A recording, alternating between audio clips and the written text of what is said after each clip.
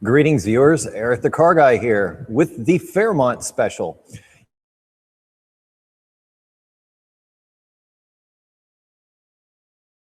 Project as it sits here and now. So I thought I'd take a little break from the usual with answering your automotive questions. And lately I've been doing some AMAs. And tonight, I'm not going to be focusing on motorcycles driving by, but tonight I'm going to be strictly focused on questions pertaining to the Fairmont itself. So I apologize if I'm not getting to your automotive questions during this show. Now, I sometimes butcher your names, and I apologize for that. Wow, there's just all kinds of stuff. Lightning, thunder. The automotive questions. Since I'm not getting to those tonight, I'm going to post links in the description to my Eric the Car Guy website, especially the FAQ page, which has answers to probably about 85% of the questions that I get asked that are automotive. But tonight, let's have some fun. Let's kick back. Let's relax. I've been messing around with some technology. As you can see, the Fairmont is behind me. That's why we're discussing it, because I can do things like this, like pick you up and walk you right over to the car and point to stuff. So things may get a little wonky as far as the video and audio goes. I apologize for that.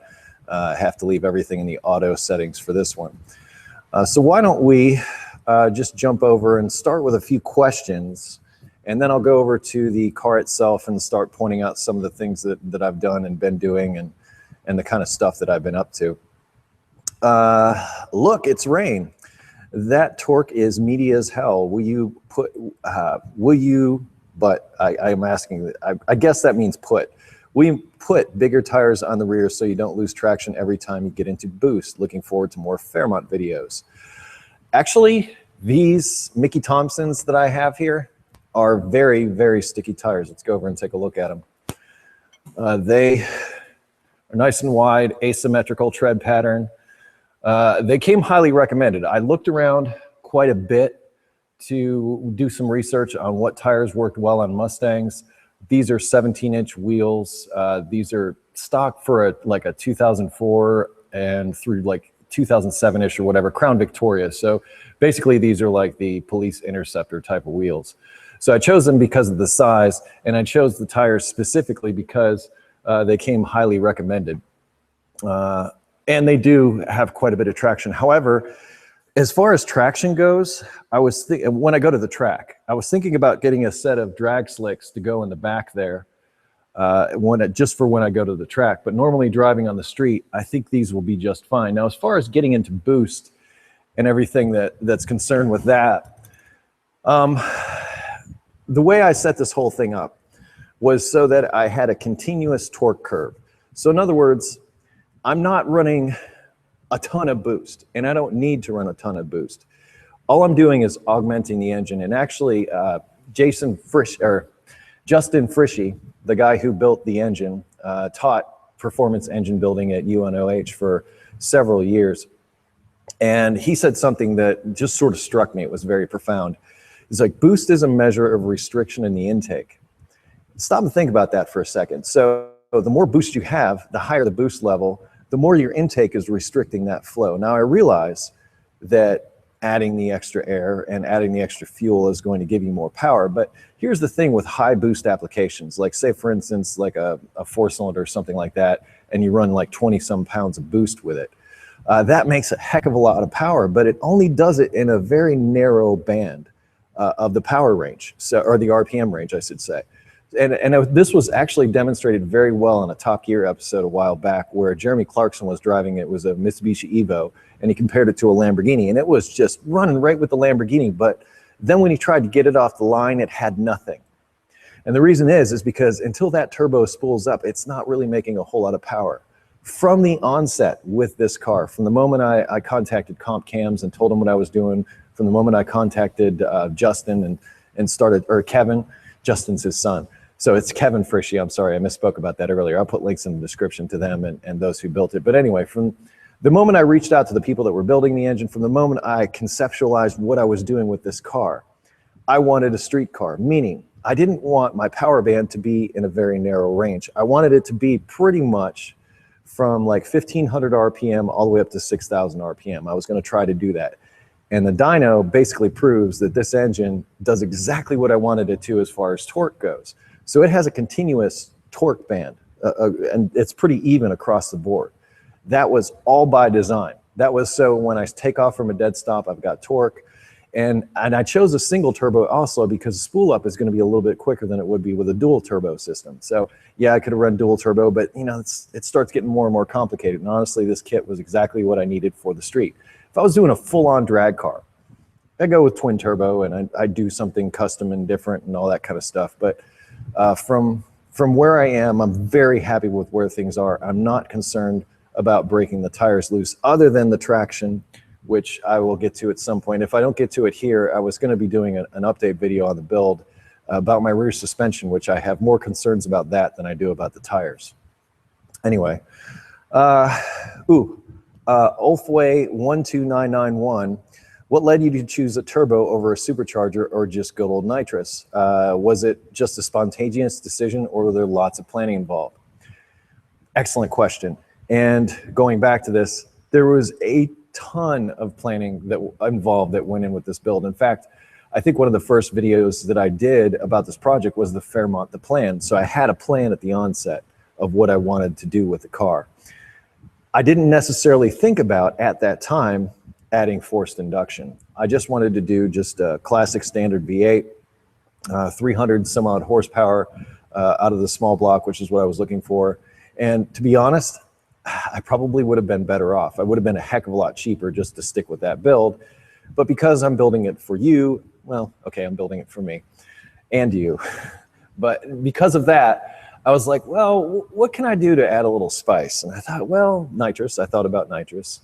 I was really thinking about a supercharger for a while because that's really great for the off the line. Supercharger comes in instantly with its boost. It's belt driven on the front of the engine.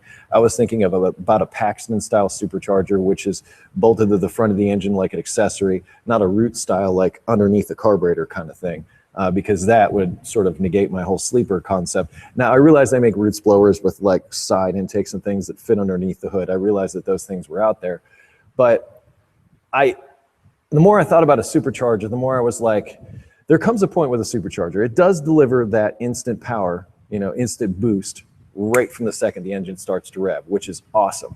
However, it starts to limit the air intake at the top end. So you lose your top end with a supercharger. So you get a great bottom end, but you reach a point where there's like, for lack of a better phrase, critical mass.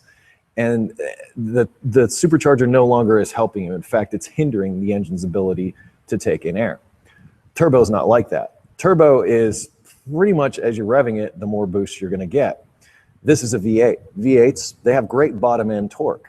So from that standpoint, I was thinking, well, going back towards that flat torque curve, what I was looking for was the engine starts out and produces that power to get me going, and then the boost kicks in and starts adding on from that point forward. So that was kind of the plan all along.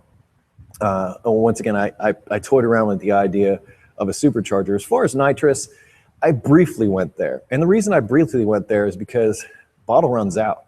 And when the bottle runs out, I mean, you can make killer nitrous builds, but I see nitrous builds as more for something for the track than would be for the street. And this car was always meant for the street. So I've always got my power. I don't have to refill it. I just have to take care running a turbo car, because you can't just shut it off and let it sit, because it bakes the oil inside the bearings and everything else. So you got to let it idle for a bit. That's what turbo timers do. They basically run your engine for a little while after you remove the ignition, just to make sure that the turbo has adequate time to cool down and have that stuff go through. So there is a little more maintenance involved with the turbo. It can be a little more finicky. But in the end, I'm very happy with that choice. The other thing is it was a complete kit. I got my kit from On3 Performance, and it came with the intercooler and all the piping and the turbo and the exhaust manifolds and everything. It was all complete. Not saying that the Paxton kits weren't complete, because they were also complete. But it's once again, like I say, you have that limiting factor with a supercharger once you start getting towards the upper RPM ranges. And I'm extremely happy with what this engine has done. However, it's cost me quite considerably because I've had to upgrade a lot of parts that I wouldn't necessarily have to, as I mentioned earlier. Jack Macaulay, looking back at your original plan for the Fairmont, how would you say things are coming together compared with what you originally planned to do with the car, both in parts and video production? Also, excellent question. As I just mentioned, plan has sort of gone off the rails for a bit. And this whole build, I mean, this is actually the third car that I'm building in my career or whatever. And at first I had a 1972 Ford Galaxy. Once again, you know, you scratch your head, you wonder, Eric, why are you picking these big, heavy, silly cars for your builds? My first car was a 72 Galaxy, and I always had affections for it. And driving around that first car, it had a V8 and it made a nice noise, but it didn't quite have the performance I wanted. So in the back of my mind, that 17-year-old kid, in the back of my mind, I'm thinking, I got to make this better. There's got to be more here, you know? So that was where I went initially. And I had that car. I bought one of those in Pittsburgh. I weirdly dropped the 289 that I bought from a friend of mine into it and took out, I think it was, I don't know if it had 400 or 351. I can't remember what that engine was in that originally. I think it was a 351. But anyway, I was working with a guy. He sold me a 289 that I dropped into it. And it sounded awesome, but just not enough engine for that big, heavy car. But that's how that one started out. I ended up selling that one shortly after I moved to Cincinnati. Then I found, before I found the car, I bought a 429 cubic inch engine out of a 69 Thunderbird that had very low miles on it. This was from a guy I knew at work. So I had an engine. I had a really nice big block engine, and it was a 69. So it was the older one with the 11-to-1 compression. It was a killer engine that I had, and it was in fantastic shape. Then after that, through a long convoluted story, I picked up the blue car, which you might have seen in earlier Eric the Car Guy videos, which I ended up selling, which was also 72 Galaxy. That shows up in photographs and things like that on my website. So I took the 429 and I put it in that, and that one was better equipped. It came with a 400, which sucked, but I had the 429, so I didn't care. And then behind that was a C6 transmission. Everybody says it robs power, blah, blah, blah, but it's a strong transmission. And behind that was a 9-inch rear end. So I had like a good formula with that car going. I had a big block, I had the C6 and the 9-inch. So I was real happy with that. And I got the engine in, and that was a little trickier than you might think, because apparently they didn't make the big block available for that. I was surprised. It wasn't like a Police Interceptor version or whatever, but I couldn't find engine mounts. I ended up going to a salvage yard and pulling engine mounts out of a 1971 Lincoln Continental, and taking those and actually welding those shackles in so I could bolt that engine into that car, which I thought was strange. I thought that a car of that big would have a big block option, but apparently it didn't, or at least an option for the 429, 460.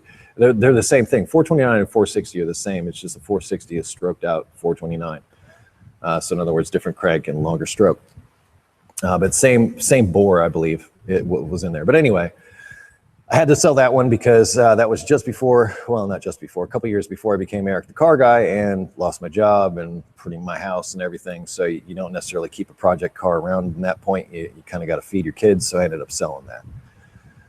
Years later, here I am, Eric the Car Guy, successful, and we have the Fairmont. So the plan was always to build, this is a really long way of answering your question. The plan was always to build a killer car. I started out with the Galaxy, but then I realized, it's a bit heavy. And the reason I chose the Fox body was because parts are cheap and readily available, and it's not a Mustang. Now, Mustangs are cool. Okay, I got nothing against Mustangs, but Mustangs have been done and done again. And it's not that Fairmonts haven't been done, because I'm not the first person to think of this, trust me. But like I said, cheap, readily available parts. So I always wanted to build myself a killer car. So as far as that part of the plan, I'm still on track. But as far as my original plan, as mentioned earlier, just regular V8, 5-speed transmission, having fun on the street kind of car, that plan just kind of edged over into something, well, a bit more sinister. Anyway, moving on. Oh, here's a cool question. John McLaughlin. Hey, Eric, love the show. I'm planning a build like yourself. I'm stuck on deciding what ECU to go for. What one do you plan to use and why? Keep the videos coming. Cheers. I don't have an ECU. I don't need one. And to the dismay of many people, many people seem to be strongly against me running a carburetor on this car, especially with forced induction. They're just adamantly against me doing that. One of the reasons is I don't have to mess with an ECU. And you're like, but Eric, you have to keep tuning the carburetor. Well, we've already tuned it on the dyno, and it runs pretty darn good. It's not as difficult as you think to swap out a jet in a carburetor. It really isn't. It's not the end of the world. And some of you are like, oh, you just plug in the laptop and away you go. Well, if it's raining, fine. And even if it is raining, I'll find a covered space or I'll stand out in the rain. I don't care. To me, being intimate with the car, for lack of a better word, is part of this whole thing. I mean, one of the reasons why this car appeals to me is because it's something I made. It's visceral. We're a team, so to speak. We need each other. And sure, you can sit down with a laptop and tune everything and do everything like that, and that's all well and good. But I've had carbureted cars in the past. They're not as bad as people think. Mostly carburetors have come about because it's cheaper to make fuel injection, and it's easier to meet emission standards because they're more tunable, so to speak. But the thing about that is you pigeonhole yourself into a certain program. With a carburetor, yeah, I'm pigeonholed into the mechanical side of things, but say for instance this, if my carburetor starts to fail, the thing starts to act up a little bit.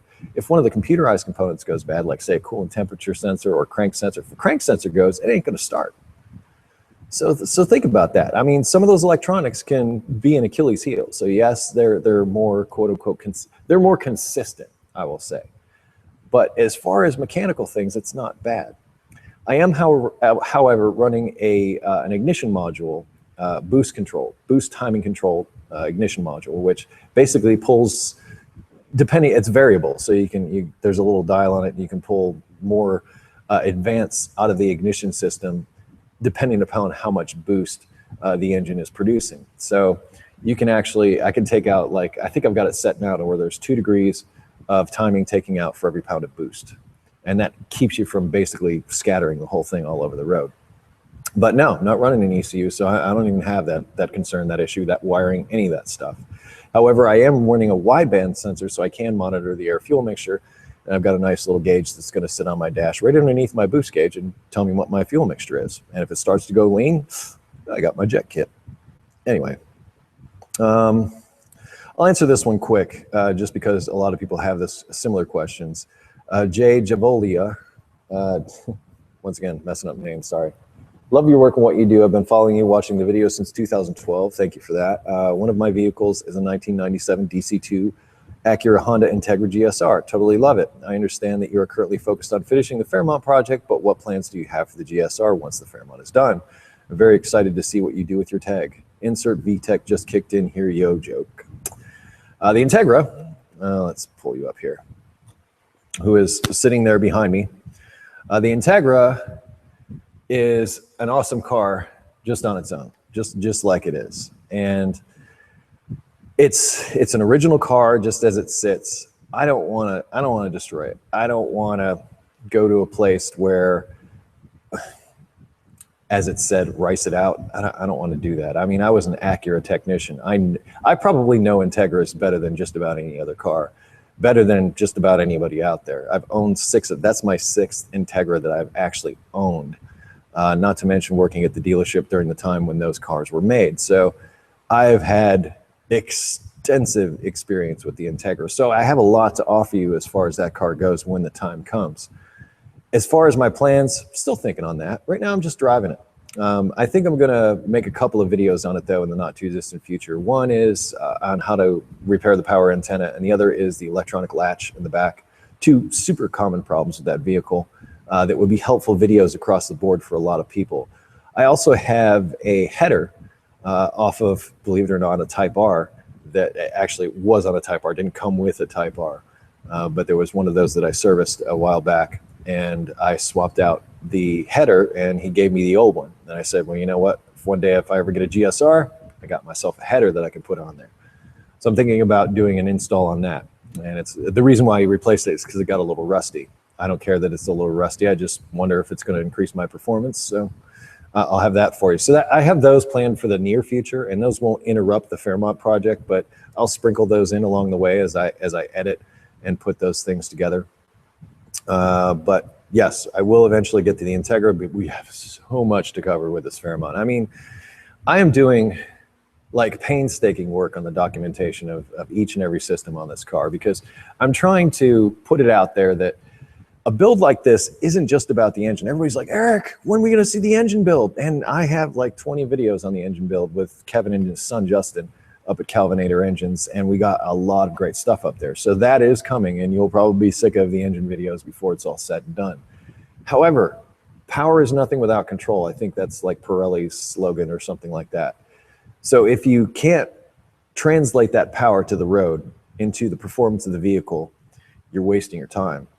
And that's why I'm so adamant about talking about the other systems, like the differential. And the way I went about this build, I was actually able to drive this car for a few days with the new differential in the back, and it was a riot. I got a video of that coming actually very soon for you within the next couple of weeks.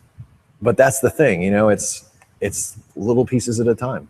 It's like that song, you know, the Cadillac, one piece at a time kind of thing. So there's a lot more to, there's suspension, there's transmission, there's brakes. There's the wiring. I'm going to have a whole series on the electrical part of this. I have a completely new harness from Painless. They are awesome, by the way. And so much stuff from MSD and my Demon carburetor. I have a lot for you. Like by the time I'm done with this, you will have a complete encyclopedia of a Fox body build. And that's been my intention from the beginning. So yeah, I'm taking a little break from repair videos for a while. I might throw one in here and there, but I really want to take this build. I really want to get it going. Andy Kalu.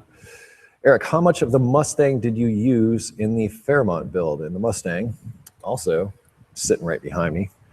The Mustang, you know, I gotta say, it's really nice to have a parts car. It's really nice to walk over to that thing, and I got a brake line off of it. I was gonna use the transmission. I've used the cylinder heads, I've used the intake manifold, I've used the oil pan, and that's about it from the engine. But consider, I paid, what was it, $2,800 if I remember for that car. It's still a complete car, but this is what's happening. Because there's been so much overbuilding that's been going on with the Fairmont, I'm having to scrap a lot of the parts that I have here. And therefore, those parts will most likely end up on the Mustang. So I'm thinking, with as much stuff as I have left over, I got a transmission, I'm about to have a bunch of suspension parts too left over as well, that I can just take and put on that. In fact, I don't know if that block is junk or not. That may end up being just the regular straight up Mad Max kind of build, if you will, sort of junkyard build, leftovers. We could call it leftovers something, because I loved the sound of the exhaust in that car. I mean, honestly, that's what sold it. I still have the exhaust. I know it still fits. I've still got everything needed to make that Mustang work. And, you know, it may not just be a parts car is what I'm getting at. Also, the clutch pedal assembly came out of that. I took the steering wheel out of that. And right now it's really great as a storage unit. So I throw all my parts in there and I don't have to worry about tripping over them or nothing like that. So that's also kind of nice. Moving on to the next question. I lost my cursor. Went away. Why Fairmont? I thought you liked Hondas, not Fords. That's from Cheese Bear Customs. Fair question. Why Fairmont? Well, as I mentioned earlier, Fox body, cheap, readily available parts, and it's not a Mustang. I mean, really, it is as simple as that. As far as Hondas go, I was a Honda technician, and you know, I know them well, but that doesn't mean I'm just in love with Hondas. I love all kinds of cars. I fell in love with that Nissan Sentra SER that I worked on during the Fixing It Forward series. Absolutely love that car. I'd have one of those easily. I loved my Subaru. I'd love, like, you know, maybe an STI or something like that. You know, Fords, Chevys. I don't know if I should tell you this now or what, but in the I'll do this. In the not too distant future, there's a Chevy coming into my life thanks to my dad. We'll talk about that when the time comes. That's a couple of months out yet. So I'm Eric the car guy. I'm not Eric the Honda guy. I'm not Eric the Ford guy. I'm Eric the car guy. I love cars. I love machines. I'm not going to play favorites. And yet, Hellcats. Who can hate on a Hellcat? Come on. You know, factory 707 horsepower. Are you kidding me? There's all kinds of love that I have out there for all kinds of things. But cheap, readily available parts. Not a Mustang. Jason Gurry, Gyrie, thank you for spelling it phonetically. You've been on the show before, and I should have remembered that by now. How or have you addressed the front wheel geometry being too far forward? Let's go over to the car. We'll talk about that right now. All right. What he's referring to, sorry about that. What he's referring to here is, and because this is wired and it seems to want to be on my feet, it's becoming a problem. Okay. What we're talking about is this right here. And when this is on the ground, this is even worse because this part of the tire comes right up into this section. And this wheel, as you can see, is moved forward in the wheel well. Now, it's a problem in the sense that it's contacting this fender. That's the issue. It's actually by design. And when I say that, what I mean is I have a tubular K-member under here. Let me get you a light. Oh, actually, you're doing pretty good. All right, so I have a tubular K-member under here. And the way it's set up, I've been talking a lot with Maximum Motorsports, and they're the ones that make things like this. Now, I'd originally thought I'd bought this part used. This is the K-member here. The K-member is what holds the engine in. Also, the front lower control arms attached to it, as you can see. So that under here, this is called the K-member. And anyway, I believed it was a Maximum Motorsport unit, but I've been talking with Maximum Motorsports for actually a couple of weeks now, and I've been talking about this very issue with this wheel being too far forward. Well, what I've come to find out is this is what they believe to be a counterfeit unit. And because of that, it's not quite fitting like they like it to fit. So I'm actually going to be getting a new K-member for this build. And they do this on purpose. It's actually on an offset, which moves the wheel 3/4 of an inch forward. And why would they do this? I mean, they did this on purpose. So it's actually the lower control arms and the K-member itself that's causing this to be like this. So why would you want to move your wheel forward? The reason being is you're changing the center of gravity of the car. With the wheels moved forward, it's like moving the weight of the engine back. And that's a good thing, because if the engine's up front, as far as where the wheels are, the weight of the car, the heaviest thing besides me in the car is going to be the engine and transmission, the drivetrain. So if you have that set way far forward, what's going to happen is especially when braking, it's going to want to dive. The car will not behave as predictably as if you move the weight back. So in addition to moving the wheel forward, you also want to, and I'm going to look into doing this during the next iteration, but I don't know if you can see up in here, but there are 2 slots for the engine mount. I'm trying to get that in there. But there are 2 slots for the engine mount. One is about a 1/2 inch back. I'm also going to try to move it back, but that means I'm going to have to go back in and shorten my drive shaft a little, because right now it is right bang on where it can be. So I'm going to do what I can to try to move the weight of the engine as far back as I possibly can to help with handling. So in other words, by the time I'm all said and done and changing this stuff out, like I said, I'm going to have some leftover parts for the Mustang. By the time I'm all done, I will still have this move forward, but it may not be as much as it is here. Also, their new control arm setup does not have a coil spring perch like this. So I'm going to have to switch all of this over to coilovers. So I'm no longer going to have a coil spring here. I'm going to have it up here on the strut, which will also change the suspension geometry and everything else. Jack Hindley from Maximum Motorsports, I'll post a link in the description to a Mustang build that he did that's similar to what I'm doing. Now, to address this issue, now this is actually moved forward a bit more than it should be, according to what Jack was telling me.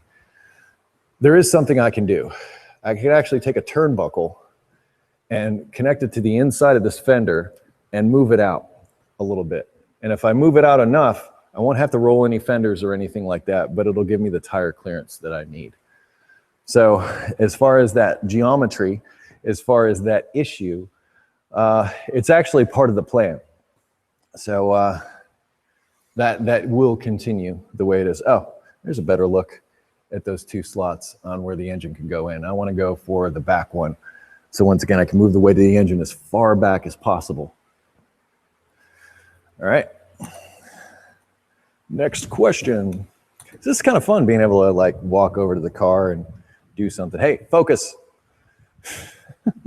Walk over to the car, talk about stuff, and then come back. All right. Jeffrey Batista. When will it be able to roar into life? What is the process so far? I love all the videos. Thanks for the hard work you do. Just to put it in perspective, the videos that you're seeing are about 3 months behind where I am in the build. So like I said, got a whole engine series coming up for you, that type of thing. Where am I as far as completion time? That's an excellent question because I originally wanted to finish it before the meetup, and I about killed myself trying to do that, and that just wasn't possible. So now I'm thinking October is probably when I'll have it done. There's still quite a bit. Now, everything that you see here is all test fitting. It's not final assembly as of yet. The plan is to, once I get everything test fitted the way I want, I had to test fit the transmission and all that stuff. Once everything test fitted and in there the way I want it, the next step is I'm going to pull the engine and transmission back out. I'm going to pull the interior out, and I'm going to redo the wiring in the car. And then when I put it all back together for the final time, it'll be the last time. So I still have all that work to go yet. And the wiring, well, that's going to cost me a little bit of time. It's tedious work. It's not really hard work. It's just tedious because I want to do it right. As I said, I got a brand new harness from Painless to do that with. So I'm thinking I won't be able to fire it up until at least October, which is kind of sad, but I'm actually liking not having the hard deadline anymore. That's really been helpful. It's taken a lot of stress out.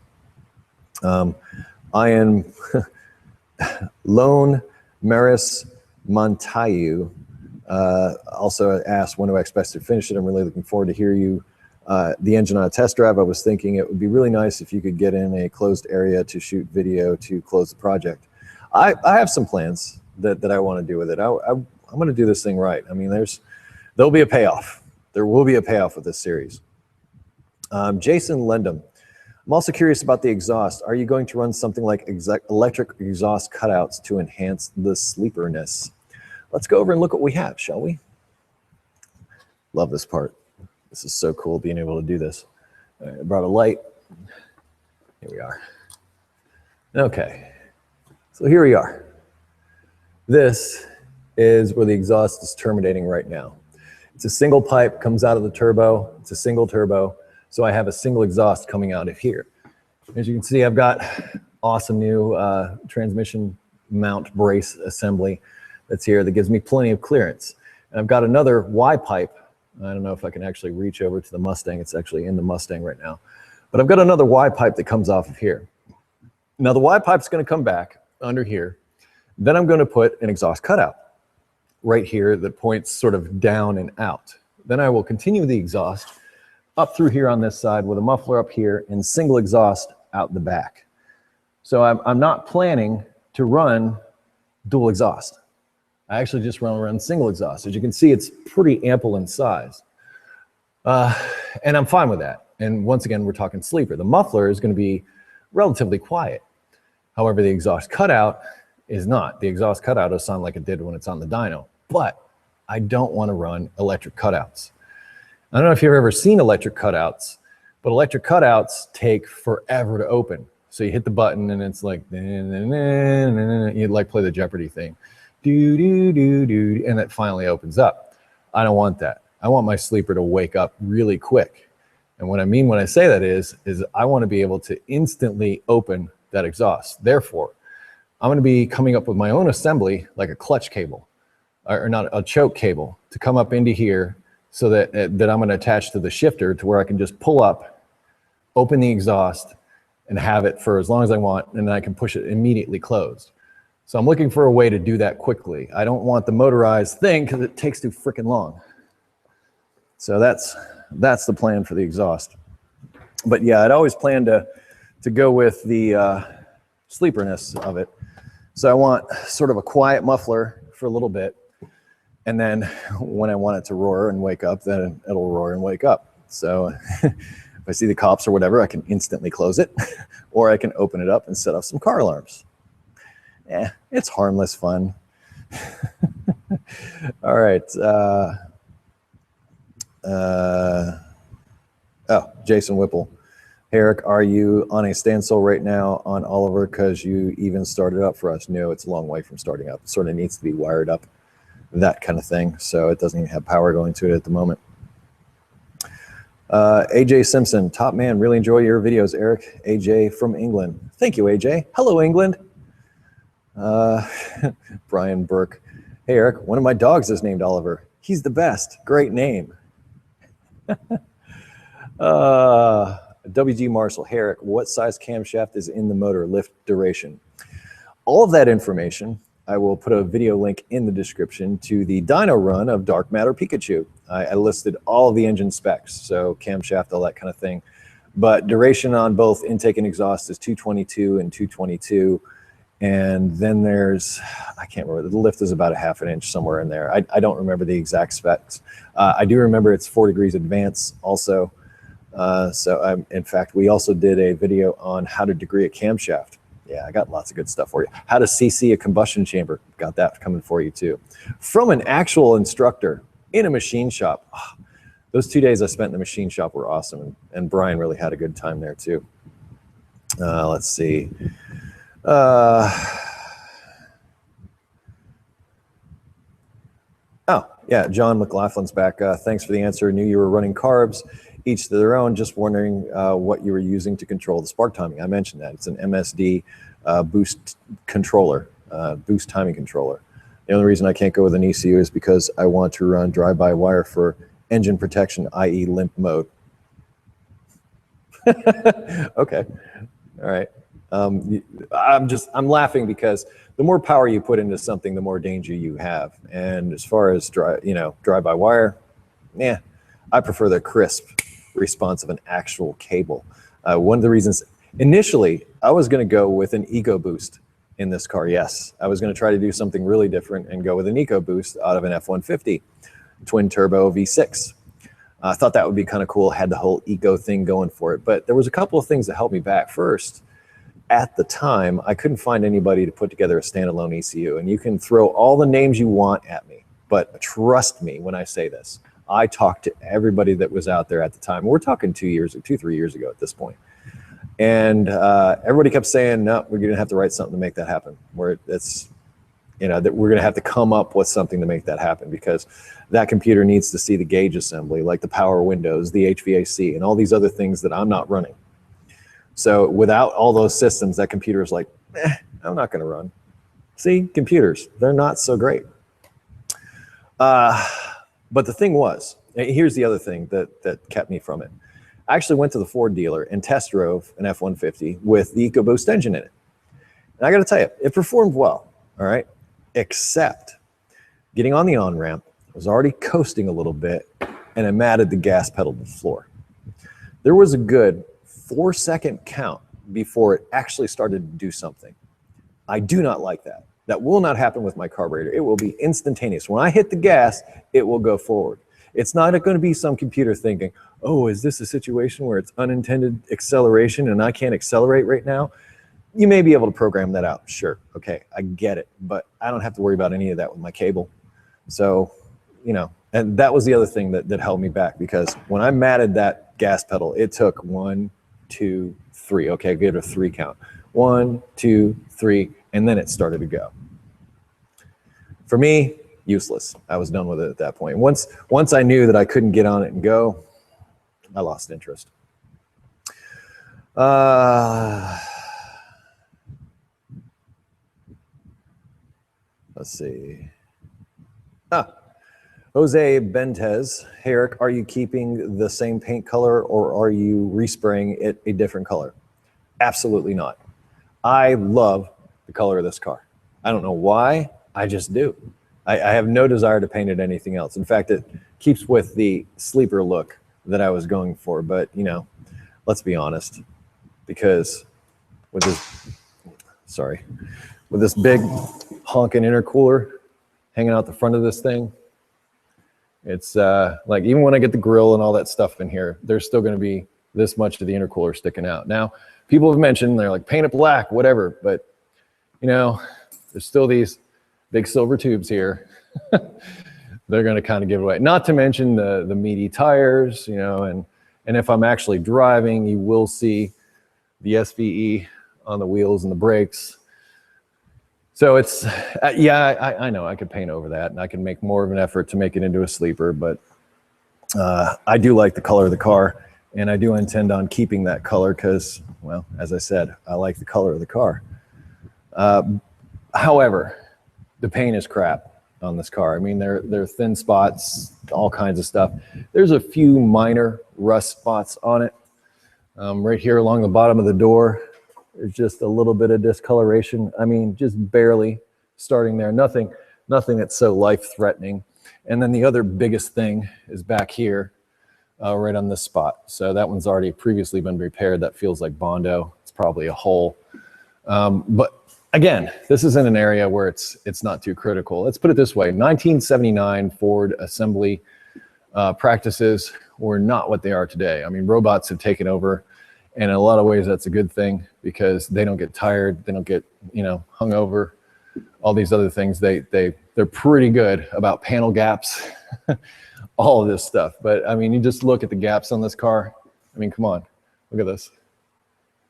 That's how it is. And it's probably, this is also probably a case of worn hinges. And when I put the frame connectors on, I was hoping to be able to open and close this door better.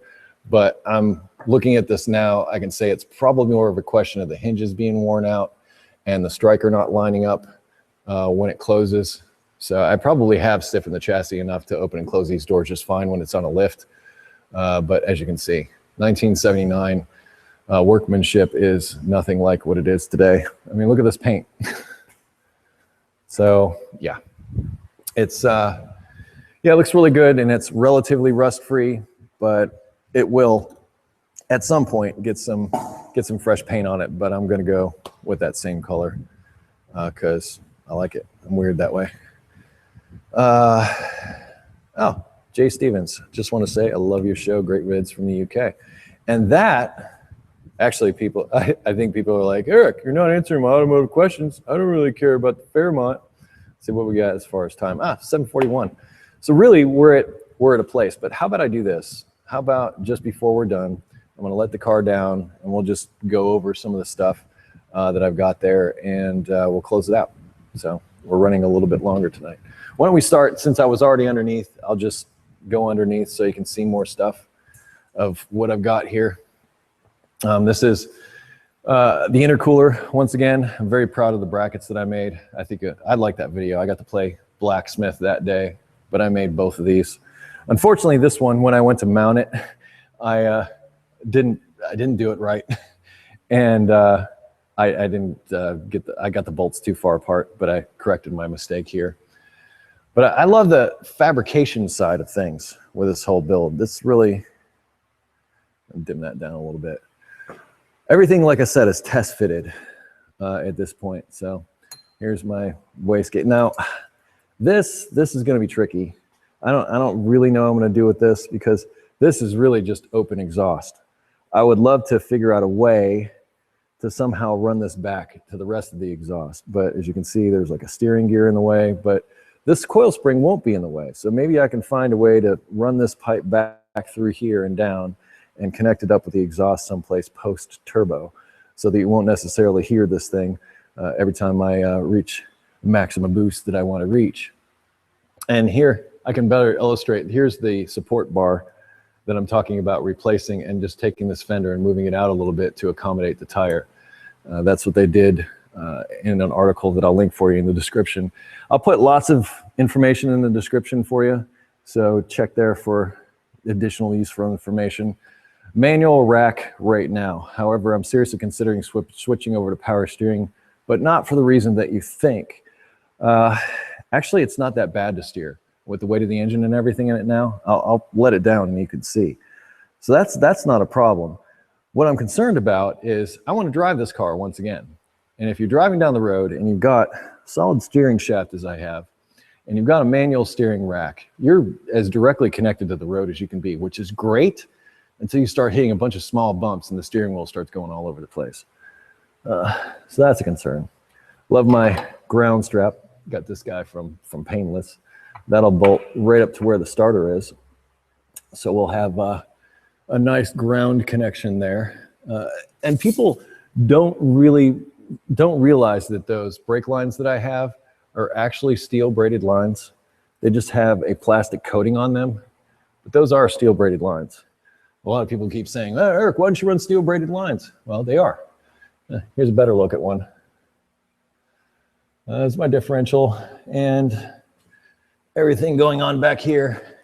This is about as far as I can stretch everything. Yeah, it's been collecting dust, but I love spinning the wheels and seeing both of them move. Aluminum drive shaft out of a 1999 Ford Explorer. And as I said, I'm going to have to shorten it a little bit if I want to, you know, because you can see when it's fully extended, it is like right up on the seal. So if I want to move it back a ½ inch, I got to take a ½ inch out of that drive shaft. Probably won't hurt to have it balanced at the same time too.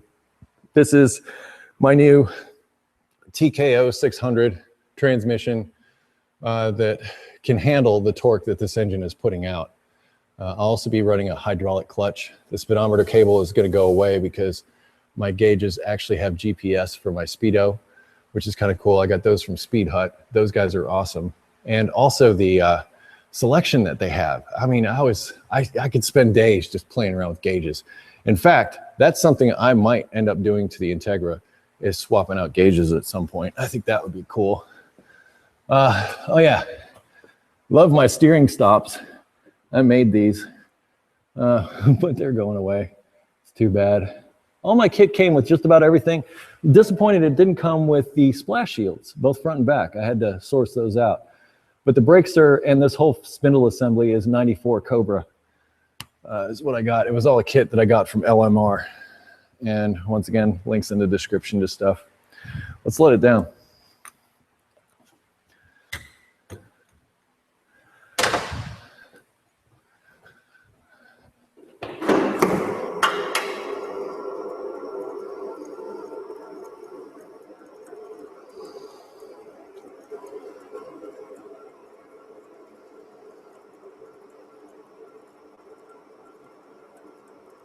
Do do do do do do do do do.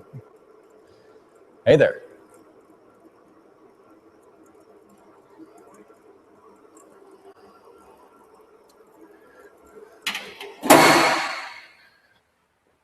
All right.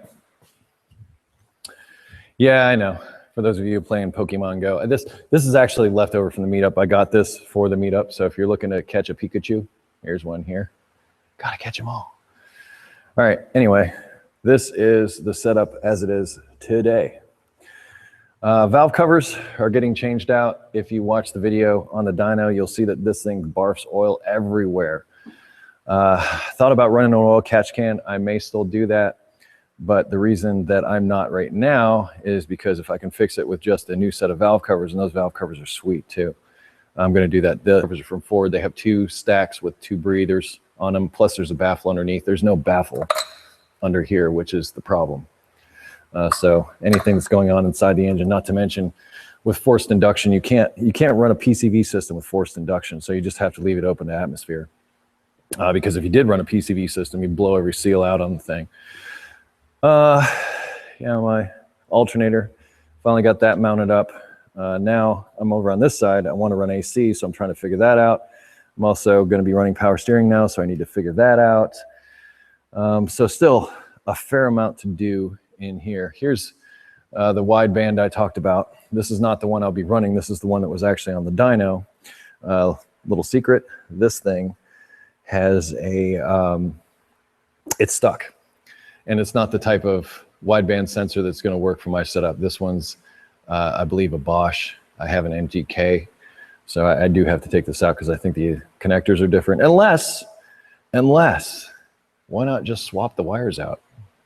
Yeah, why not just do that? Why not just see if I can swap the connector over? As long as I get the wires right, who cares? Adjustable proportioning valve. Guess what? You're going to see that in a video on Friday. And I'll just say right now, don't beat me up too bad. All right. I was, as I said, under a lot of stress at the time. Adjustable camber caster plates. Those are going to get changed out for the new stuff from Maximum Motorsports. This over here is the master cylinder, new master cylinder, once again 94 Cobra-ish. It's been switched over to power brakes. Before it was manual brakes, and as you'll see on Friday, it worked out that way. Yeah, you're going to like Friday's video. Well, you're probably going to get mad at me and tell me I'm doing it wrong, but I hear that a lot anyway. Kind of used to it. Anyway, oh, want to see the inside real quick? Because that is virtually unchanged. Thinking about running the Mustang steering wheel, but I don't know. but it's not difficult to steer. It really isn't.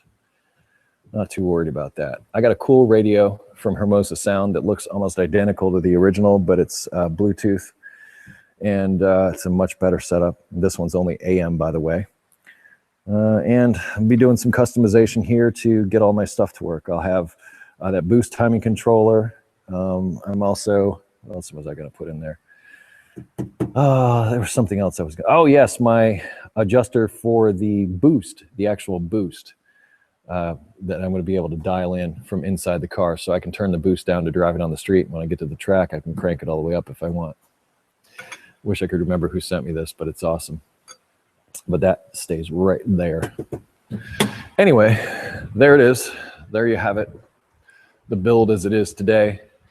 And I've gone on and on and on for a while now, and I'm going to close this one out. Anyway, as stated earlier, if you have questions, please check the description. I'm going to put some links down there, but give me a minute. I'm going to need a little bit of time to put that stuff together to get that down there for you. So, you know, give me a few minutes to make those links available. But other than that, we'll see you next time. I'm going to do another one of these in a couple of weeks.